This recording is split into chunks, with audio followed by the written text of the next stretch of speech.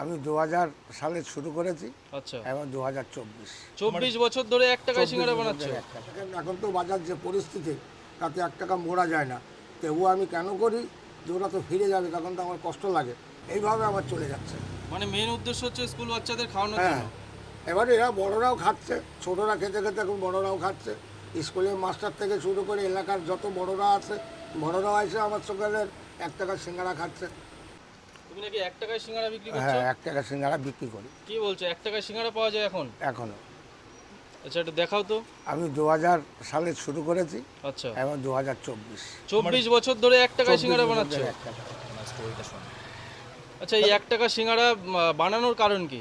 বানানোর কারণ হচ্ছে অনেক ব্যাপার, যে আমি যখন দোকানটা শুরু করেছিলাম আচ্ছা, তখন তো এখানে কেউ আসতো না, আচ্ছা, যার কারণে আমি একা একা বসে থাকতাম। তখন চিন্তা করলাম কি করলে এই বাচ্চারা, স্কুলের বাচ্চারা আমার কাছে আসে,